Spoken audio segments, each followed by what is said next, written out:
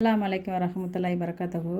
நம்ம இன்றைக்கி பள்ளிவாசல் சுவையில் நோன்பு கஞ்சி அருமையான ஒரு சுவையில் பள்ளிவாசல் சுவையில் வீட்டில் எப்படி காய்ச்சலான்றதை நம்ம வீடியோவிலேயே பார்க்கலாம். நான் இந்த நோன்பு கஞ்சி செய்கிறதுக்கு அரிசியை வந்து பாஸ்மதி அரிசி தான் எடுத்திருக்கேன். 1/4 கிலோவுக்கு மேலே இருக்கும் எடுத்திருக்கேன். 1/4 கிலோன்னு வச்சுக்கோங்க, 1/4 கிலோ எடுத்துக்கிறேன்.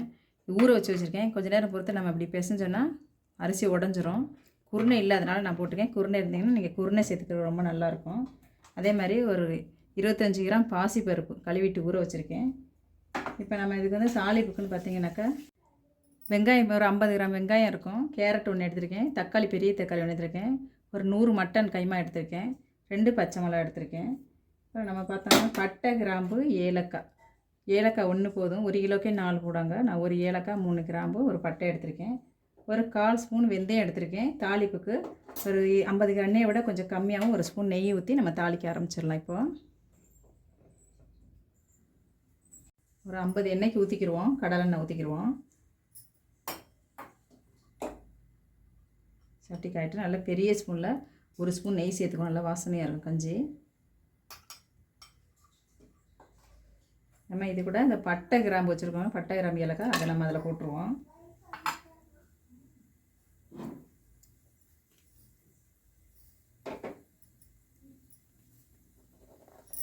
வெங்காயத்தை சேர்த்துக்கலாம் நம்ம அது கூட.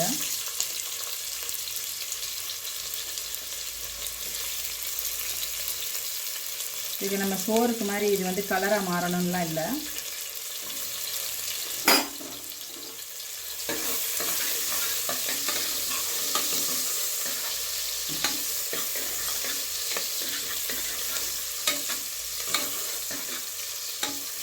கொஞ்சம் லேசாக வதங்கினா போதும். இப்போ இந்த டைமில் நம்ம இந்த கேரட்டையும் சேர்த்துருவோம். ஏன்னா கேரட்டு வெங்காயத்தோடு சேர்ந்து வேகும். இந்த பச்சை மிளகா கேரட்டையும் நம்ம சேர்த்துருவோம். அது கூடவே கேரட்டும் எண்ணெயிலே வெந்து நல்லா கரைஞ்சிரும். கஞ்சி குடிக்கும்போது நம்மளுக்கு அது நைஸாக இருக்கும். கேரட் நல்லா வதக்கிக்கிறோம். நான் மூடி போட போகிறதில்ல, கனமான பாத்திரன்றக்கா அதை எடுத்திருக்கேன். நான் அப்படியே மூடி போடாமல் வெயிட் விடாமல் அப்படியே தான் நான் சமைக்க போகிறேன்.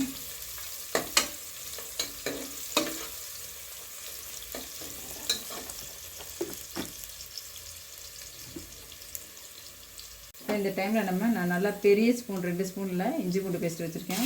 இது மொத்தம் சேர்த்திங்கன்னா இஞ்சி பூண்டு பேஸ்ட்டு ரெண்டுமே 25 கிராம் இருக்கும். ரெண்டுமே சேர்த்து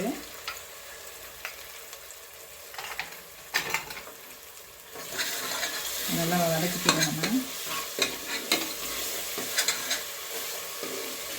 நம்ம பள்ளிவாசலில் காய்ச்சிற நோன்பு கஞ்சி போலவே இருக்கும். அருமையான டேஸ்ட்டாக இருக்கும் இந்த கஞ்சி. இப்போ நம்ம இதை கொஞ்சம் வதக்கியாச்சு இஞ்சி பூண்டு பேஸ்ட்டு. இப்போ நம்ம ஒரு கைப்பிடி கொத்தமல்லி சேர்த்துக்கிறோம்.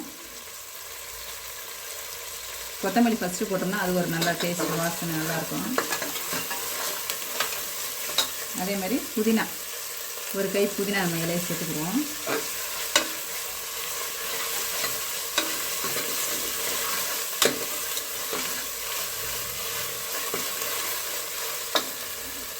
இந்த டைமில் நோம்பு கஞ்சியெல்லாம் காய்ச்சினா உடம்புக்கு குளிர்ச்சி தரும். ஒரு 1/4 ஸ்பூன் வெந்தயம் நான் சேர்த்துக்கிறேன். இதில் இந்த இந்த பாசிப்பருப்பு வச்சுருக்கோம். பாசிப்பருப்பை நல்லா பாசிப்பருப்பை நம்ம ஊற வச்சு கழுவி வச்சுருக்கோம். இந்த பாசிப்பருப்பை நம்ம இதில் எண்ணெயிலே சேர்த்துருவோம். எண்ணெயில் சேர்த்து வதக்கிட்டோம்னா நல்லாயிருக்கும் கஞ்சி. வாசனை நல்லா கரைஞ்சிடும். பாசிப்பருப்பு கொஞ்சம் வதங்கி எண்ணெயில்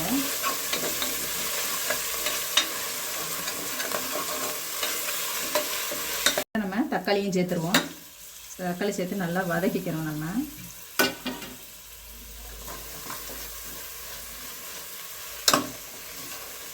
பருப்பு கொஞ்சம் நேரம் வதங்கிடுச்சு. இந்த டைமில் நம்ம ஒரு 1/4 ஸ்பூன் மஞ்சத்தூள் போட்டுக்கிடுவோம்.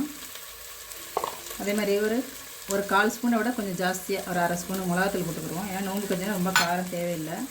கொஞ்சம் நல்லா நம்ம வதக்கிட்டு மட்டன் சேர்த்துருவோம். நான் 100 கிராம் மட்டன் வந்து கொஞ்சம் பீஸாக கட் பண்ணி வச்சுருக்கேன். அதையும் நம்ம சேர்த்துருவோம். அதில்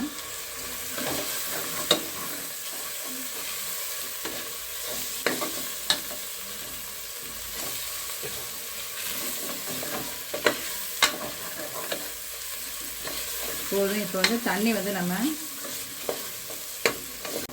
வந்து 1/4 கிலோ அரிசி 1/4 கிலோ அரிசி எடுத்ததுனால நான் தண்ணி வந்துட்டு 2.5 லிட்டர் தண்ணி ஊற்றுறேன். தண்ணி நம்ம ஊற்றிடுவோம். அவ்வளோதான். இந்த தண்ணி நம்ம இதுக்கே கரெக்டாக இருக்கும். 2.5 லிட்டர் தண்ணி அப்படியே கொஞ்சம் நேரம் பொறுத்து தண்ணி கொதிச்சோன்னா நம்ம அரிசி போட்டுருவோம். கொஞ்சம் நல்லா கிண்டிக்கிறோம். ஏன்னா பாசி பருப்பு வந்து அடியில் பிடிக்கும். கொஞ்சம் நேரம் கிண்டிக்கிறோம். இந்த டைமில் நம்ம உப்பு போட்டுருவோம் அதுக்கு. இப்போ நம்ம ஒரு ஸ்பூன் உப்பு சேர்த்துக்கிறோம் அதில். அப்படியே வேகட்டும் அது. கொஞ்சம் கிண்டிக்கிறோம். ஏன்னா அப்படியே கிண்டாமல் விடக்கூடாது. பருப்பு இருக்குது. நல்லா ஃபுல் ஸ்பீட் வச்சு நல்லா கிண்டிக்கிறோம். பருப்பு இருக்குது அதில் தீஞ்சிரும் இல்லாட்டி. கொஞ்ச நேரம் கொதி வரட்டும். நம்ம அப்படி நீக்கி மூடி வைப்போம். தண்ணி கொதி வந்துருச்சு. இப்போ நான் வந்து பாசுமதி அரிசியாக ஊற வச்சுருந்தேன். ஊறினோடனே பிணைஞ்சோடனே நொய் மாதிரி வந்துருச்சு, குருணை மாதிரி. இப்போ நம்ம அதில் சேர்த்துக்கலாம். பிஸ்மில்லா.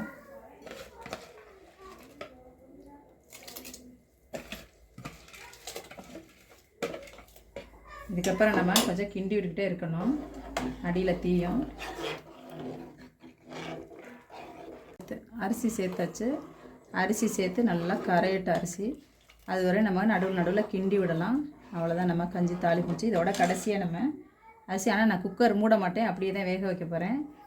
இந்த தேங்காய் வந்து ஒரு 2 பத்தை இருக்கும். இதை நம்ம கடைசியாக நெருன்னு அரைச்சி கடைசியாக ஊற்றிடும். அவ்வளோதான். அதுவரை இது கஞ்சி நல்லா கரையட்டும்.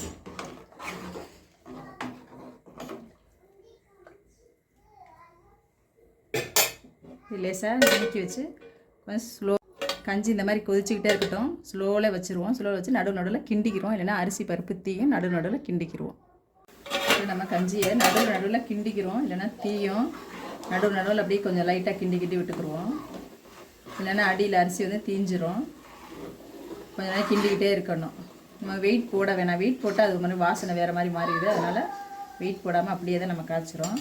பள்ளியிலெல்லாம் பார்த்தோம்னா நெருப்பில் காய்ச்சுவாங்க. அப்போ கையிலே தான் கிண்டுவாங்க. நம்ம வந்து குக்கரில் செய்கிறதுனால மூடி போடாமல் அப்படியே கிண்டி விட்டு ஸ்லோவில் வச்சே கரையட்ட கஞ்சி நல்லா ஸ்லோவில் விட்டுருவோம். ஒரு 10 நிமிஷம் பொறுத்து நம்ம பார்க்கலாம். இப்போ கஞ்சி எந்த அளவுக்கு கரைஞ்சிருக்கு பாருங்கள். நடுவில் இந்த மாதிரி திறந்து நம்ம நல்லா கிண்டி விடுவோம். கிண்டி விட்டோம்னா கஞ்சி நல்லா கரைஞ்சிரும். நம்ம பாசுமதி ரைஸ் பிரியாணி செஞ்சோன்னா 10 நிமிஷத்தில் நம்மளுக்கு வேகும். இது வந்து கஞ்சின்றனால நல்லா நம்மளுக்கு ஒரு அரை மணி நேரத்துக்கிட்ட கூட ஆகும். நல்லா கரையட்டும். நடுவில் இந்த மாதிரி நம்ம கிண்டி விட்டுக்குருவோம். இப்போ நம்ம கஞ்சி எந்த அளவுக்கு கரைஞ்சிருக்குன்னு பார்ப்போம். நல்லா ஸ்லோவில் விட்டுட்டோம்னாக்கா நல்லா புழுங்கிடும் கஞ்சி. இந்த மாதிரி எப்பவுமே கஞ்சி மட்டும் நம்ம நல்லா ஸ்லோவாக விட்டுறோம். 3/4 மணி நேரத்துக்கு மேலே கூட ஆகும் நம்மளுக்கு அந்த கஞ்சி வேகிறதுக்கு. அவ்வளோதான், கஞ்சியெல்லாம் நல்லா கரைஞ்சாச்சு. நம்ம இதை அப்படியே என்ன பண்ணலாம், தேங்காயை அரைச்சி வச்சுருக்கேன். அந்த 2 பீஸ் தேங்காய் அரைச்சி வச்சுருக்கேன். நம்ம இப்போ அதை கூட சேர்த்துருவோம். சேர்த்துட்டு மிக்ஸி கலந்த தண்ணியை அதில் ஊற்றிடலாம். ஆறுச்சுன்னா கஞ்சி இன்னும் கெட்டியாகும். இப்போ இது நல்லா ஒரு கொதி விட்டோன்னே அவ்வளோதான், நம்ம பள்ளிவாச சுவையிலே வந்து நம்ம இந்த நோம்பு கஞ்சியை காய்ச்சிருக்கோம். கண்டிப்பாக எல்லோரும் இந்த கஞ்சியை காய்ச்சி பாருங்கள். எனக்கு எல்லாருக்கும் இந்த மாதிரி கஞ்சி காய்ச்சி கொடுக்கணும்னு ரொம்ப ஆசை. இன்ஷா அல்லாஹ்.